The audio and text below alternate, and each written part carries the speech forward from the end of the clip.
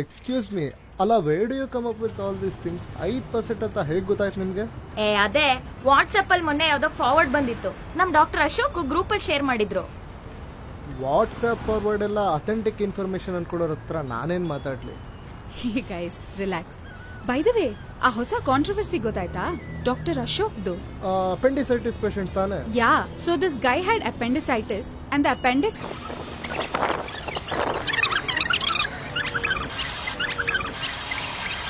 stupid. These Google patients, I tell you, are the most irritating. ಗೊತ್ತಾ? Actually. ಅಲ್ಲ, ನಮ್ ಕೆಲ್ಸನ ನಮಗ್ ಮಾಡಕ್ ಬಿಡ್ಬೇಕು ತಾನೆ. We know our job the best. Exactly. ನಡೀರಿ ಹೊರಡೋಣ. ಬೇಗ ಕೆಲ್ಸ ಮುಗಿಸಿ ಮನೆಗೆ ಹೋಗಿ ಮಲ್ಕೊಂಡ್ರೆ ಸಾಕಾಗಿದ್ಯಪ್ಪ. I really need a break. ಉಸಿರಾಡಕ್ಕೂ ಟೈಮ್ ಇಲ್ಲ, ಅಷ್ಟು ಕೆಲ್ಸ ಇದೆ. ಯಾವ್ದಾದ್ರೂ ಒಂದು ಹಾಲಿಡೇ ತಗೊಂಡ್ಬಿಡ್ತೀನಿ. ಒಂದಷ್ಟು ದಿನ ಆರಾಮಾಗಿ ಇದ್ಬಿಡ್ತೀನಿ. ಇದ್ರ ಮಧ್ಯ ಬ್ಯಾಂಕ್ ಬೇರೆ ಅಲಿಬೇಕು. Forget us, we at least have cards. What about the common man ಅಲ್ವಾ? ಏನ್ ಸರ್, ಕರೆಕ್ಟ್ ಅಲ್ವಾ? ಸ್ವಲ್ಪ ತೊಂದರೆ ಆಗಿದೆ ಮೇಡಮ್, ಬಟ್ ಏನ್ ಮಾಡೋದು, ದೇಶಕ್ಕೆ ಒಳ್ಳೇದಾಗುತ್ತೆ ಅಂದ್ರೆ ಸ್ವಲ್ಪ ಅಡ್ಜಸ್ಟ್ ಮಾಡ್ಕೋಬೇಕು. ಅಲ್ರಿ, ಯಾರೋ 5% ಜನ ಇಟ್ಟಿರೋ ಬ್ಲಾಕ್ ಮನಿಗೆ why should the 95% of us suffer? ಎಷ್ಟು ಜನ ಆದ್ರೂ ಬ್ಲಾಕ್ ಮನಿ ಇಟ್ಟಿರ್ಲಿ ಮೇಡಮ್, ಆದ್ರೆ ನಾವು ಈ ದೇಶದ ಪಾರ್ಟು, ಈ ಸಿಸ್ಟಮ್ ಪಾರ್ಟು. ಪ್ರತ್ಯಕ್ಷವಾಗಿ ಅಥವಾ ಪರೋಕ್ಷವಾಗಿ ನಾವು ಇದರಲ್ಲಿ ಭಾಗಿಯಾಗಿದ್ದೀವಿ ಅಲ್ವಾ ಸರ್? ಮೇಡಮ್, ನಿಮ್ಮ ಅಪ್ಪನ್ ಡಿಸ್ಕ್ ಆಪರೇಷನ್ ಅಂದ್ರಲ್ಲ? Appendicitis operation. ಅದು ಆಗ್ಲೇ ಫಾಸ್ಟ್ ಫಾರ್ವರ್ಡ್ ಅಲ್ಲಿ ಪ್ಲೇ ಮಾಡ್ಬಿಟ್ವಿ. ಈಗ ಡೀಟೇಲ್ ಆಗಿ ಇನ್ನೊಂದ್ಸಲ ಎಕ್ಸ್ಪ್ಲೈನ್ ಮಾಡ್ತೀರಾ ಮೇಡಮ್? ಬೈ ದ ವೇ, ಆ ಹೊಸ ಕಾಂಟ್ರವರ್ಸಿ ಗೊತ್ತಾಯ್ತಾ? ಡಾಕ್ಟರ್ ಅಶೋಕ್ದು. ಅಪೆಂಡಿಸೈಟಿಸ್ ಪೇಷಂಟ್ ತಾನೆ? Yeah, so this guy had appendicitis and the appendix had to be removed immediately. But you know what, he's like general anaesthesia ಬೇಡ, ಲೋಕಲ್ಲೇ ಸಾಕು ಅಂತಾನೆ.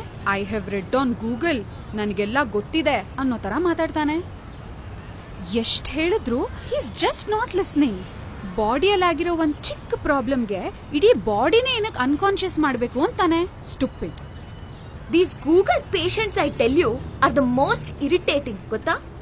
ಅಲ್ವಾ ಮೇಡಮ್, ಒಂದ್ ಸಣ್ಣ ಪಾರ್ಟ್ನ ತೆಗಿಯಕ್ಕೆ, ಒಂದ್ ಸಣ್ಣ ಆಪರೇಷನ್ ಮಾಡಕ್ಕೆ ಇಡೀ ದೇಹನೇ ಅನ್ಕಾನ್ಶಿಯಸ್ ಮಾಡಿಸ್ಬಿಡ್ತೀರಾ. ಅಂಥದ್ರಲ್ಲಿ ಈ ಕಪ್ಪು ಹಣ ಅನ್ನೋ ದೊಡ್ಡ ಪಿಡುಗು ತೆಗಿಯಕ್ಕೆ ಇಷ್ಟು ದೊಡ್ಡ ಆಪರೇಷನ್ ಮಾಡಿದಾಗ ಸಹಜ ಸ್ಥಿತಿಗೆ ಬರಕ್ಕೆ ಸ್ವಲ್ಪ ದಿನ ತಗೊಳತ್ತಲ್ವಾ ಮೇಡಮ್? ಸ್ವಲ್ಪ ದಿನ ಈ ಅನಸ್ತೇಷಿಯಾ ಎಫೆಕ್ಟ್ ನ ತಡ್ಕೊಳ್ಳೋಣ ಮೇಡಮ್. ಎಷ್ಟು ದಿನ ರೀ ಸಾಲ್ದು ಅಂತ ನಮ್ ದುಡ್ಡನ್ನ ಡ್ರಾ ಮಾಡೋದಕ್ಕೆ ಲಿಮಿಟ್ ಬೇರೆ ಅಲ್ಲ. ನಮ್ ದುಡ್ಡನ್ನ ನೀವು ಇಷ್ಟೇ ಡ್ರಾ ಮಾಡಿ ಅಷ್ಟೇ ಡ್ರಾ ಮಾಡಿ ಅಂತ ಹೇಳಕ್ಕೆ ಇವ್ರು ಯಾರು ಅಂತೀನಿ. ಮತ್ತೆ ಫ್ಲಾಶ್ ಬ್ಯಾಕ್ ಹೋಗೋಣ ಮೇಡಮ್. ಸರ್, ನಿಮ್ ICU ಎಕ್ಸಾಂಪಲ್ ತುಂಬಾ ಚೆನ್ನಾಗಿತ್ತು, ಅದೊಂದ್ಸಲ ಹೇಳ್ತೀರಾ? ಮೊನ್ನೆ ಡಯಾಬಿಟಿಸ್ ಪೇಷಂಟ್ ಕೇಸ್ ಗೊತ್ತದ? ಕಿಡ್ನಿ ಟ್ರಾನ್ಸ್ಪ್ಲಾಂಟ್ ಮಾಡ್ಬೇಕಿತ್ತು, 2 ಕಿಡ್ನಿ ಹಾಳಾಗೋಗಿದೆ. ಅದಲ್ದೆ ಹಳೆ ಡಾಕ್ಟರ್ ಸರಿಗ್ ಡಯಾಗ್ನೈಸ್ ಮಾಡಿಲ್ಲ. ಸುಮ್ನೆ ಡಯಾಲಿಸಿಸ್ ಮಾಡಿಸಿ they have just reap money from. That was our team only. ನಮ್ ಸೀನಿಯರೇ ಅದನ್ನ ಇಮಿಡಿಯೇಟ್ ಆಗಿ ಡಯಾಗ್ನೈಸ್ ಮಾಡಿ ತಕ್ಷಣಕ್ಕೆ ಟ್ರಾನ್ಸ್ಪ್ಲಾಂಟ್ಗೂ ಅರೇಂಜ್ ಮಾಡಿ ಸಕ್ಸಸ್ಫುಲ್ ಆಗಿ ಆಪರೇಷನ್ ಮಾಡಿದ್ವಿ. ICU ನಲ್ಲಿ ಇಟ್ಟಿದ್ರೆ ಅವ್ರ ಮನೆಯವ್ರು ಬಂದ್ ಒಂದೇ ಸಮ ಗಲಾಟೆ, ಪೇಷಂಟ್ ನ ನೋಡ್ಬೇಕು ಅಂತ. ಅಲ್ಲ, ಇಷ್ಟು ದಿನ ರೋಗ ಒಳಗೊಳಗೆ ಇದ್ದು ಡ್ಯಾಮೇಜ್ ಮಾಡಿರೋದನ್ನ ಮರ್ತ್ ಹೋದ್ರು. ಈ ಹಿಂದೆ ಯಾವ್ದೋ ಡಾಕ್ಟರ್ಸ್ ಹತ್ರ ತೋರ್ಸಿದ್ರಲ್ಲ, ಅವರು ಚೆನ್ನಾಗಿ ಮಿಸ್ಗೈಡ್ ಮಾಡಿ ಸರಿಯಾಗಿ ದುಡ್ಡು ಕಿತ್ತಿದ್ದಾರೆ. ಅವ್ರ ಹತ್ರ ಒದ್ದಾಡಿರೋದನ್ನೆಲ್ಲ ಮರ್ತ್ ಹೋಗ್ಬಿಟ್ರು. ಈಗ ಬಂದು ನಮ್ಮವ್ರನ್ನ ನೋಡಕ್ಕೆ ನಿಮ್ ಪರ್ಮಿಷನ್ ಯಾಕ್ರಿ ಬೇಕು ಅಂತ ಒಂದೇ ಸಮ ನಮ್ಮ ಮೇಲೆ ಕೂಗಾಡ್ತಾರೆ. Uncivilised people, I tell you. Serious. Yeah ಅಲ್ವಾ ಮೇಡಮ್? 60 ವರ್ಷದಿಂದ ಬೆಳ್ಕೊಂಡಿರೋ ಪಿಡುಗು ಮೇಡಮ್ ಇದು. ಒಂದು 50 ದಿನ ಸಹಕಾರ ಕೊಡಕ್ಕಾಗಲ್ವಾ ಸರ್? ಲಕ್ಷಾಂತರ ಕೋಟಿ ಸ್ಕ್ಯಾಮ್ಗಳು ನಡೆಸ್ತಿದ್ದಾಗ ನಮಗ್ ಪ್ರಾಬ್ಲಮ್ ಇರಲಿಲ್ಲ. ಅದು ನಿಮ್ ಡಯಾಬಿಟಿಸ್ ತರಾನೇ ಒಳೊಳಗೆ ದೇಶ ತಿಂತಿತ್ತು ಮೇಡಮ್. ಈಗ ಹೊಸ ಡಾಕ್ಟರ್ ಬಂದು ನೀವು ಕಿಡ್ನಿ ಟ್ರಾನ್ಸ್ಪ್ಲಾಂಟ್ ಮಾಡ್ದಂಗೆ ಅವರು ನೋಟ್ ರೀಪ್ಲೇಸ್ ಮಾಡಿದ್ದಾರೆ. ಒಂದ್ ಸಣ್ಣ ದೇಹ ಆಪರೇಟ್ ಮಾಡಿದ್ರೇನೆ ಎಷ್ಟೊಂದು ದಿನ ICU ಇಡ್ತೀರಾ. ಇಷ್ಟು ದೊಡ್ಡ ದೇಶಕ್ಕೆ ಇಷ್ಟು ದೊಡ್ಡ ಆಪರೇಷನ್ ಮಾಡಿದಾಗ ಒಂದು 50 ದಿನ ತೊಂದರೆ ಆಗ್ದಿರ ಇರತ್ತಾ ಸರ್? 60 ವರ್ಷದಿಂದಾನೇ ಒಳಗಿಂದಾನೇ ತಿಂತಿದ್ದ ರೋಗ ಟ್ರೀಟ್ಮೆಂಟ್ ಕೊಟ್ಟು ಒಂದು 50 ದಿನ ದೇಶನ ICU ಇಟ್ರೆ ತಪ್ಪಾ ಸರ್? ಹೌದಪ್ಪ. ಇರೋ ಬರೋ ಕೆಲಸ ಎಲ್ಲ ಬಿಟ್ಟು ಆಫ್ಟರ್ ಆಲ್ 2,000 ರೂಪಾಯಿ ತಗೊಳಕ್ಕೋಸ್ಕರ ಕ್ಯೂನಲ್ಲಿ ಹೋಗಿ ನಿಂತ್ಕೊಂತೀವಿ. ಅದು ಯಾವುದೋ ಮೆಡಿಕಲ್ ಕಾನ್ಫರೆನ್ಸ್ಗೆ ವೀಸಾ ಕ್ಯೂನಲ್ಲಿ ನಿಂತವರು ನೀವೇ ಅಲ್ವಾ ಮೇಡಮ್? ಸರ್, ಆ ಮಾತೆಲ್ಲ ಬೇಡ. See, we are not blaming the move. In fact we all are supporting it. ಆದ್ರೆ ನಾನು ಅನ್ಕೊಂಡಿದ್ದೇನು ಗೊತ್ತಾ, they could have flushed in more 100s and 500s to the bank. ಸ್ವಲ್ಪ ಇನ್ಕನ್ವೀನಿಯನ್ಸ್ ಕಮ್ಮಿ ಆಗಿರ್ತಿತ್ತು.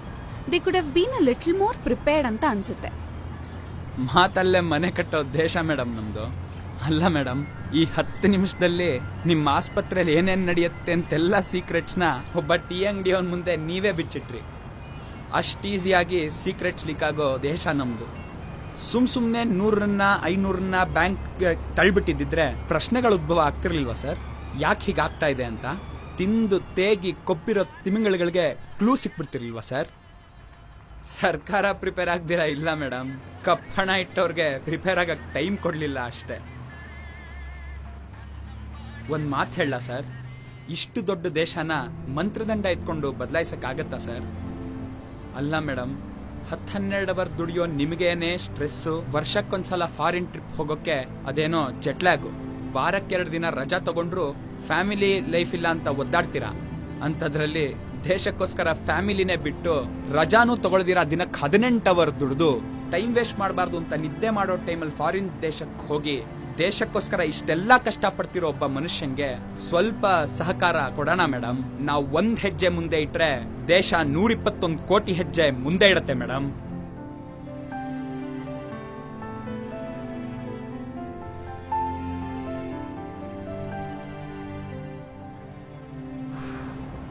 ಹೊರಡೋಣ. Hey, wait wait wait.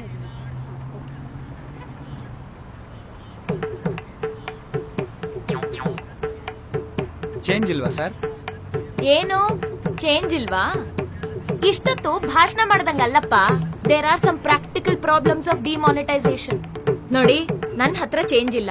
ತಗೊಳ್ಳೋ ಹಾಗಿದ್ರೆ ಇದನ್ ತಗೊಳ್ಳಿ, ಇಲ್ದಿದ್ರೆ ಲೆಕ್ಕ ಬರ್ಕೊಳ್ಳಿ. ಲೆಕ್ಕ ಎಲ್ಲ ಏನ್ ಬೇಡ ಮೇಡಮ್, ನನ್ ಜನ್ಧನ್ ಅಕೌಂಟ್ ನಂಬರ್ ಕೊಡ್ತೀನಿ, ನೆಟ್ ಟ್ರಾನ್ಸ್ಫರ್ ಮಾಡ್ಬಿಡಿ.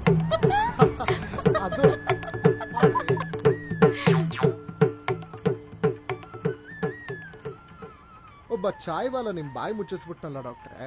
ಒಬ್ಬ ಚಾಯ್ ವಾಲನ್ನ ಅಷ್ಟು ಸಾಮಾನ್ಯ ಅನ್ಕೋಬೇಡಿ ಸರ್. ಜಗವೇ ನಿನದು